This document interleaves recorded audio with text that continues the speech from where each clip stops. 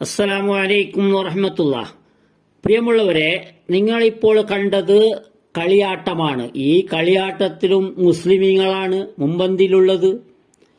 കളിയാട്ടം, അതുപോലെ ആന, ചെണ്ട, മദ്ദള, പടക്കം പൊട്ടിക്കൽ, ഉത്സവം തന്നെ, എല്ലാം ഉത്സവമാണ്. ഇത് അവരുടെ ആചാരമാണ്, ഹിന്ദുക്കളുടെ ആചാരമാണ്. നമുക്ക് സൗഹാർദ്ദത്തിന് വേണ്ടി അവരെ വിശ്വാസത്തിൽ കൂടി അവർ ചെയ്യുന്നത് പോലെ ചെയ്താൽ നമ്മുടെ അവസ്ഥ എന്തായിരിക്കും? നമ്മുടെ അവസ്ഥവും ദുനിയാവിൽ നമ്മുടെ ഇസ്സത്തും പരലോകത്ത് പരാജയവും. ഇത് നിങ്ങൾ കാശ് കൊടുത്ത് മേടിച്ചതുപോലെയല്ലേ, വടി കൊടുത്ത് അടിമേടിച്ചതുപോലെ. നമുക്ക് എല്ലാവരോടും സൗഹാർദ്ദം വേണം. അത് ആരാണെങ്കിലും, ഒരു RSS കാരനാകട്ടെ, SDPI കാരനാകട്ടെ, ആരാണെങ്കിലും, ഒരു മുസ്ലിമും അതല്ലെങ്കിൽ ഒരു മനുഷ്യൻ എന്ന് പറഞ്ഞാൽ അവിടെ സലഫിയോ അതല്ലെങ്കിൽ സുന്നിയോ അതല്ലെങ്കിൽ RSS കാരനോ അതല്ലെങ്കിൽ ക്രിസ്ത്യനോ ഏത് ജൈനനോ ഏത് മതക്കാരനാണെങ്കിലും സിഖുകാരി ആരാണെങ്കിലും നമുക്ക് സൗഹാർദ്ദം വേണം. സൗഹാർദ്ദത്തിന് വേണ്ടി നമ്മുടെ മതത്തെ പണയം വെക്കലല്ല, അതുപോലെ അവരും നമ്മുടെ പള്ളിയോ പള്ളി പരിസരത്തോ വന്ന് ഒന്നും ചെയ്യാനില്ല. അത് സൗഹാർദ്ദമല്ല എന്ന് മനസ്സിലാക്കണം. അത് സൗഹാർദ്ദമല്ല. അത് ഒരിക്കലല്ലെങ്കിൽ ഒരു പ്രാവശ്യമെങ്കിലും ഏതെങ്കിലും ഒരു കാലത്തെങ്കിലും അത് വലിയ ഒരു അവസ്ഥയിലേക്ക് എത്തും. നിങ്ങൾക്കിപ്പോൾ മറന്നിട്ടുണ്ടാകാം ഒരുപാട് കാര്യങ്ങൾ. അവരെ നമ്മൾ അടുപ്പിച്ചത് കൊണ്ട്, നമ്മൾ അവരെ ആരാധനാലയങ്ങളിൽ പോയത് കൊണ്ട് ഇവിടെ ഇപ്പോൾ സംഭവിച്ചത് എന്താണ്? മുസ്ലിമിന് ഇസ്സത്തും അഭിമാനവും കൊടുക്കാത്ത പാർട്ടിയാണ് ഇവിടെ നിലനിന്നിട്ടുള്ളത്.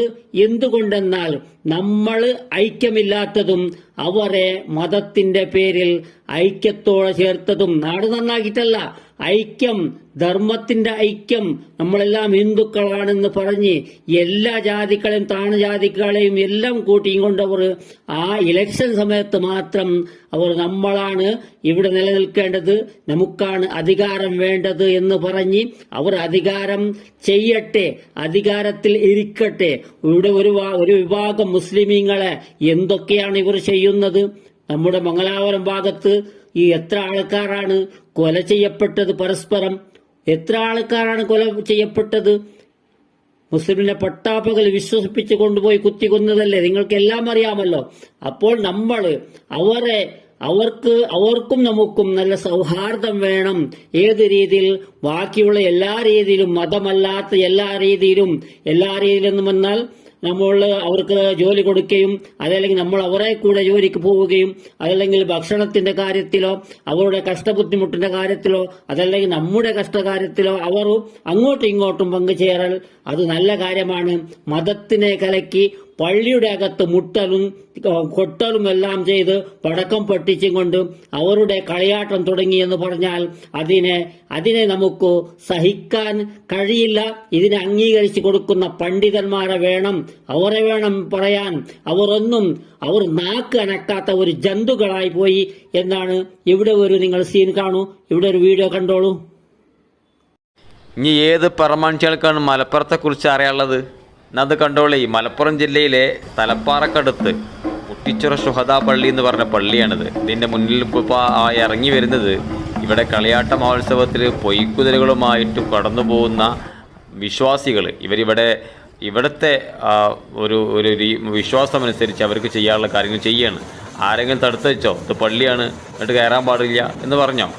അത് അശുദ്ധമായോ? ഞങ്ങൾക്ക് പ്രശ്നമായോ? ഇല്ലല്ലോ. നിസ്കാരം കഴിഞ്ഞ് ഇറങ്ങണം ഇപ്പോൾ വിശ്വാസികളുണ്ടോ? നിസ്കാരം കഴിഞ്ഞ് നിസ്കരിക്കുമ്പോൾ ഒക്കെ ഇവിടെ ഈ റോട്ടിലൂടെ ബ്രാൻഡ് മേളവും ഭയങ്കര ശബ്ദമാണ്. ആരെങ്കിലും പറഞ്ഞോ നിർത്തി വെക്കണമെന്ന്? ഇല്ല. പക്ഷെ ബാങ്ക് കൊടുത്തപ്പം ഈ ബാൻഡ് മേള ഇവർ നിർത്തിവെച്ചു മാതൃക കാണിച്ചു. അതാണല്ലോ മതസൗഹാർദ്ദം എന്ന് പറയുന്നത്. കേരളം മാത്രമല്ല, പ്രത്യേകിച്ച് മലപ്പുറം ജില്ല ഇതിന് പേര് കേട്ട ഒരു സ്ഥലം കൂടിയാണ്. മലപ്പുറത്തെക്കുറിച്ച് പല ആൾക്കാരും പലതും പറഞ്ഞതൊക്കെ ഇവിടെ. ബഹുമാനമുള്ളവരെ, അവരെന്താണ് ചെയ്തത്? പള്ളിയുടെ അകത്തിൽ നിന്ന് അവർ മുട്ടലും കൊട്ടലും കൊണ്ട്, പള്ളി എന്തിനാണുള്ളത്? നമസ്കരിക്കാനുള്ളത്. വേറെ ഒന്നും അവിടെ റാത്തീബോ കൊട്ടലോ മുട്ടലോ അനങ്ങലോ കുനിയലോ ഒന്നും ഉണ്ടാകാൻ പാടില്ല. അള്ളാഹുവിന്റെ നമസ്കരിക്കാൻ വേണ്ടി ഉണ്ടാക്കിയ അള്ളാഹുവിന്റെ പള്ളിയാണത്. അത് നിന്റെ ഇതായിരിക്കുന്ന സൗഹാർദ്ദം ഉണ്ടാക്കാനുണ്ടായതല്ല. അതാണ് അവൻ പറയുന്നത്. ആ പറയുന്ന വോയിസ് നിങ്ങൾ കേട്ടില്ലേ? ഇവിടെ എന്തെങ്കിലും സംഭവിച്ചോ? അവിടെ കൊട്ടിയതും മുട്ടിയതും കൊണ്ട് നമുക്ക് എന്തെങ്കിലും സംഭവിച്ചോ? നമ്മൾ എന്തെങ്കിലും തടഞ്ഞോ? അത് തടയേണ്ടതാണ്. നമ്മൾ അവരുടെ ദീനിന്റെയോ അവരുടെ മതത്തിന്റെയോ അവരുടെ അമ്പലത്തിന്റെയോ അകത്ത് നമ്മളും പോകാൻ പാടില്ല. സൗഹാർദ്ദം എന്നാൽ ധർമ്മം വിട്ട് ആ ദീനിന്റെ സ്ഥലമായോ അതല്ലെങ്കിൽ അവർ വിശ്വസിക്കുന്ന കാര്യത്തിലോ നമ്മൾ വിശ്വസിക്കുന്ന സ്ഥലമോ പള്ളിയോ എവിടെയാണെങ്കിലും അതിനെ വിട്ട് പുറത്താണ് നമ്മൾ സൗഹാർദ്ദം ചെയ്യേണ്ടത്. അവിടെ അള്ളാഹുവിന്റെ പള്ളിയിലല്ല, അള്ളാഹുവിന്റെ പള്ളിന്റെ അടുത്ത് ഇത് ചെയ്യേണ്ടതല്ല. അത്രക്കും നിങ്ങൾക്ക് ബോധമില്ലെങ്കിൽ അതാണ് നിങ്ങൾ സൗഹാർദ്ദത്തെ വലിയ ഒരു കാര്യമാക്കി പറയുന്നത്. ഇതൊന്നും കാണുന്ന മുസ്ലിയാക്കന്മാരില്ലേ? അവിടെ നമസ്കരിക്കാൻ മാത്രമാണ് പള്ളിയുള്ളത്. നിങ്ങളെ ഇഷ്ടപ്രകാരം അവിടെ കൊട്ടുന്നവരെയും മുട്ടുന്നവരെയും കളിയാട്ടക്കാരെയും വിളിച്ചു വരുത്താനുള്ളത് അല്ല എന്ന് വലിയൊരു പണ്ഡിതന്മാരാണെങ്കിലും ഇതിനെ പറഞ്ഞ് മനസ്സിലാക്കണം. ഇത്തരം കാര്യം നിങ്ങൾ സ്റ്റേജിൽ കയറി വയത് പറഞ്ഞത് കൊണ്ടായില്ല. നിങ്ങൾ നല്ലപോലെ പ്രവർത്തിക്കണമെന്നാണ്, നല്ലപോലെ ചിന്തിച്ച് പ്രവർത്തിക്കണം.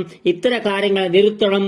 അവിടുത്തെ ഉസ്താദ് അവിടുത്തെ ഖത്തീബ് ആരാണെന്ന് അതിനെ എൻക്വയറി ചെയ്തും കൊണ്ട് അത്തരക്കാരെ അവിടെ നിന്ന് മാറ്റി നിർത്തി നല്ല ഒരു തന്റേടവും ചങ്കൂറ്റവും ഉള്ള ഒരു മുസ്ലിയാരെയും അതുപോലെ അവിടുത്തെ കമ്മിറ്റിയെ നിയമിക്കേണ്ടതാണ്.